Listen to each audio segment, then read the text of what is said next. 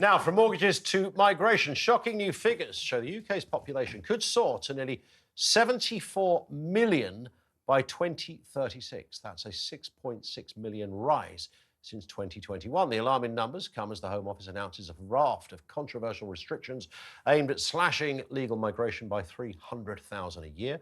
Home Secretary James Cleverly said the ban on overseas care workers bringing dependents and a drastically hiked salary threshold for skilled workers will deliver the biggest ever reduction in migration.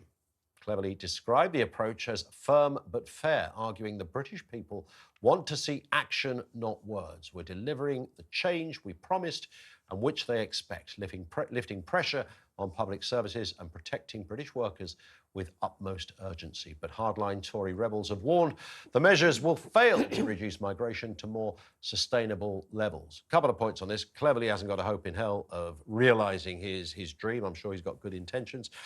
This is not an entirely British story. I'm sure you're aware of this, Ed. In Italy, huge problems of reading about Trudeau. Saint Trudeau in Canada. There's huge issues around immigration there. He's having to fess up and go, look, there's a kind of problem here. Most immigrants who come legally to all of those countries do so because they are filling gaps in the workplace. We've got a huge unemployment problem. Blackpool, 25% of the population of Blackpool are on out-of-work benefits. I mean, this is extraordinary. Why are they not filling those jobs? They're not all nuclear scientists and the like that need to be filled.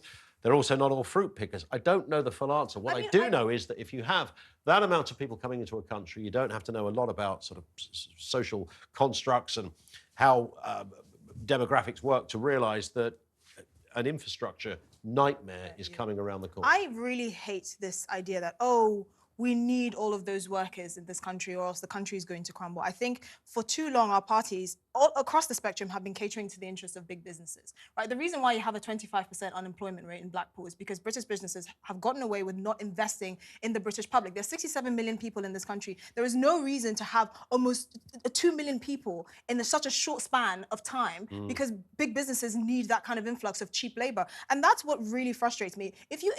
Polling from the British public has shown that most people want immigration down to 100,000 a year. We're over like 10 times that number at this point now. And I think we should actually have a referendum on the issue because for too long... That will go well. No, we should because the thing is, immigration is one of those issues that actually connects the left and the right because the left are passionate about the state of our public services, housing, social cohesion, education, all of that, and so is the right. And for some reason, our ruling class seem to ignore the British public and what we want and think, oh, no, we actually need to cater to big businesses who want to be drunk on cheap labour. But you also have to address the fact that universities actually go and find people. That's one route. 40% of immigration that we're seeing are dependents. So family, so wives and children who use our public services, who use education, who use the NHS. I know that. Who are not working. OK, but the point is that the universities are trying to tempt people because they get more money from overseas students and then they stay at the end. And that's also actually adding to it. Plus, of course, the other reason why our population is going to go up is because we're living much longer. We're living much longer. Yes, and also, we've got to deal with that. We have to do... Well, no. Well, kill them. We have to... I didn't say that, Esther. Oh, my God. No, we have to deal with the fact that we're living longer and that also that, of course, is eating up so much more of the... certainly, for example, the NHS budget and the care budget. Yeah, I mean, we can't just close the doors and say, right, no more in. We do need those jobs filled.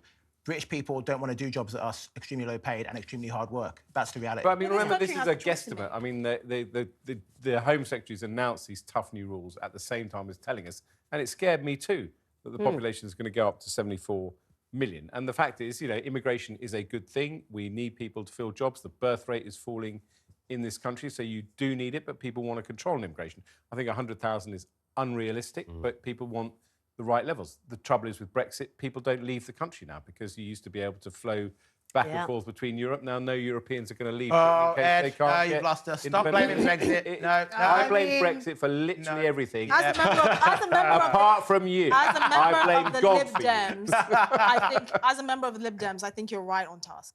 Thank you so much. OK, thank you. Which party are you a member of? Let's leave that for the break, guys.